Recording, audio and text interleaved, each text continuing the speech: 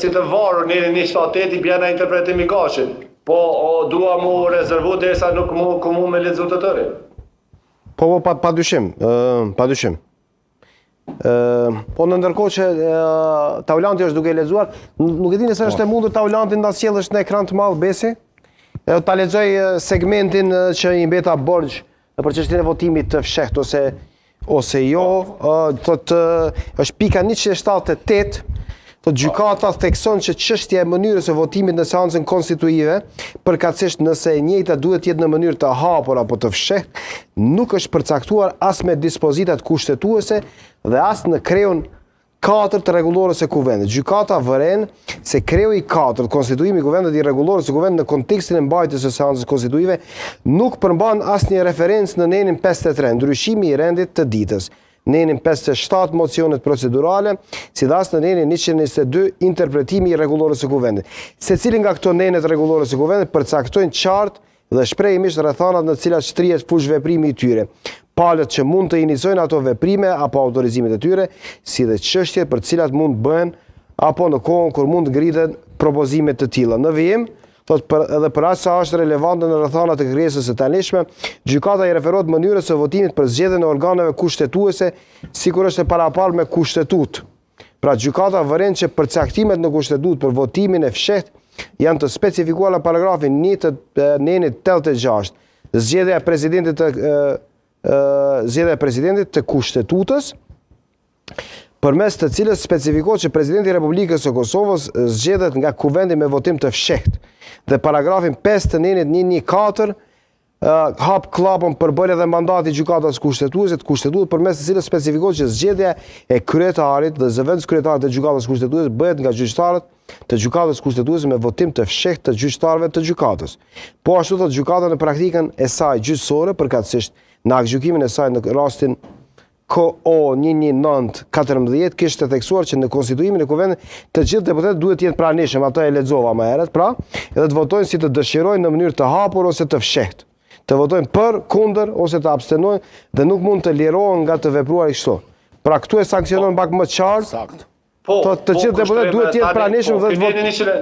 Neni 180 e sqaron këta, do të thonë që gjykata thotë nuk është e rregulluar, por në rrjedhimisht nuk është ndaluar as e fshehtë as e votimi publik për të votuar për dhe kundër ose abstenim. Taulant, kush vendos që me votu fshehtë ose hapun? Kjo kontesti. Do thotë palët e autorizuara. Tash për shembull kur kuvendi konstituar kryetari i kuvendit. Po s'kemi kuvend tash. Po tani konsiderohet pali autorizuar kryesuesi, kjo mbetet të shikohet pastaj edhe në rregullorin e kuvendit edhe në ndërlidhjet me nenë të tjera, po besoj që është pali autorizuar. Okej. Alel, ti a ke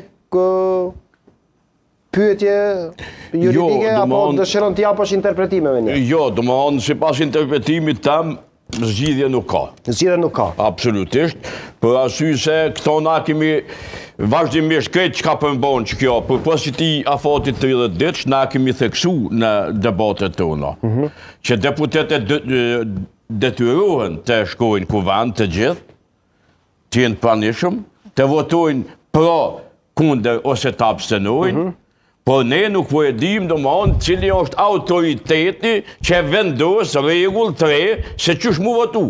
Sepse është e drejtë e deputetit, çush zgjedhet presidenti, çush zgjedhet kryesia e gjykatës kushtetuese, çfarë që bëjmë, fal. Problemi kush është autoriteti blerim që vendos. A është ky kryesuesi? Okej, në ndërkohë kam reagimi i parë i deputetit ministrit Kuran Murati, thotë i ka listuar disa pika, thotë votimi i fshehtë nuk e shkel kushtetutën, pra lejohet, pra sipas Muratit thotë që lejohet. Po kush ka thonë që nuk lejohet? Po kush e shpall?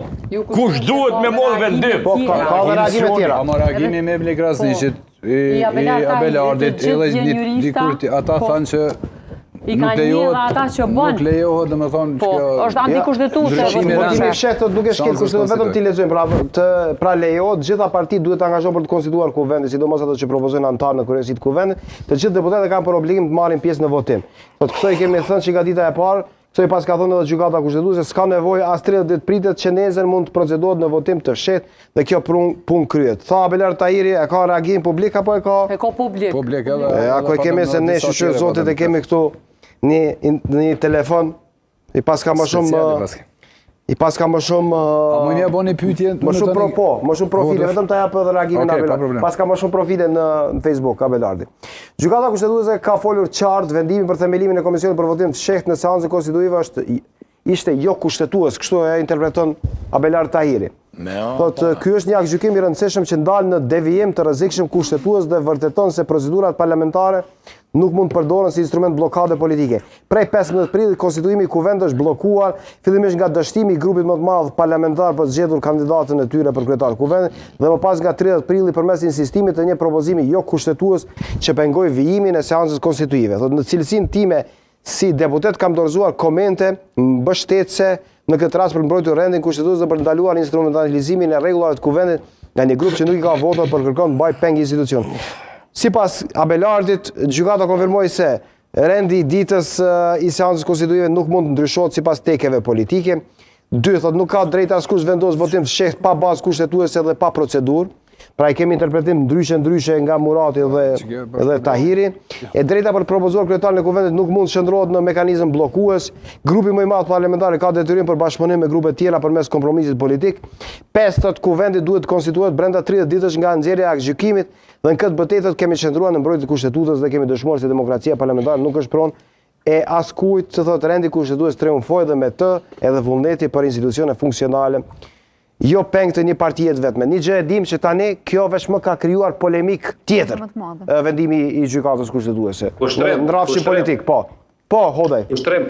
Pastaj mentori. Mendoj që nëse lexojmë prapë nenën 180 e sqaron këtë, se në nenët paraprake thotë nuk është e rregulluar në rregulloren e kuvendit se a mund të ndryshohet në seancë mënyra votimit, po thotë në nenën 180 thotë në bazë të praktikës së gjykatës në një rast të mëhershëm, të deputetët duhet të jenë të pranishëm dhe mund të votojnë si të dëshirojnë, në mënyrë të hapur ose të fshehtë. Por dhe kundër, domethënë deputetët vendosen si dojnë të votojnë. Po deputetët vendosin, po problemi është cilë deputet. Të gjithë. Dhe nuk mund të lirohen nga të vepruarit kështu. Domethënë deputet këto nuk e specifikon, domethënë të deputetët duhet pika që po ndan vetëm pak. Hodaj, pika që është duke ndarë aktualisht në interpretim politik është çështja e votimit fshehtë që mund vendoset ose jo. Pra këto i kemi dy tabore të krijuara veçmë. Unë mendoj që ky vendim lejon votimin e fshehtë, por nuk është i detyrueshëm. Po lejon votimin e fshehtë. Nuk është i detyrueshëm, por lejon votimin e fshehtë. Kjo i bie që lejon. Po, unë ashtu po e lexoj, domethënë lejohet votimi i fshehtë, por nuk është i detyrueshëm. Lutem. Zoti Hodaj, këtë çështja e debatit po shtohet cili është autoriteti, i cili deputetëve ju, që me thonë, i detyron me votu, msheft ose hapun. Që kjo nuk është zgjidhje. Problemi është që na po e kuptojmë, mundën po thotë çu shdojnë, hapun ose msheft. Po kush është autoriteti i kuvendit që i detyron ata? Kryesuesi sipas gjykimit nuk është ai. Sepse po thotë kjo është fakt taulant. Aty po thotë kjo është normë juridike, e normat juridike kryesuesi s'mund me i përcaktu. Okej. Vendimi i gjykatës po thotë kuvendi, domethënë, kuvendi deputetët vendosin. Po kuvendi nuk ka, taulant, mimi vesh, kuvendi nuk ekziston, ekzistojnë vetëm deputet. Jo, domethënë deputetët e mandatuar kanë të drejtë të vendosin se cilën mënyrë dojnë me zgjedhje të votimit. Kështu thot vendimi i gjykatës kushtetuese. Lejohet votimi i fshehtë dhe i hapur, se mënyrën se si dojnë me procedurë këto varet prej deputetëve të kuvendit të Kosovës. Hodaj, merre pak një, se dia e ka, po shihet mirë se u bën natë në vendin se është në natyrë të hapur edhe duket që është në një ambient të mirë aty. Mentor Shala ka reagim tjetër. Nëse mas 30 dite, nëse gjykata pi detyron, pi obligon me mrena 30 dite me zgjedh kryetarin e nënkryetarit e kuvendit.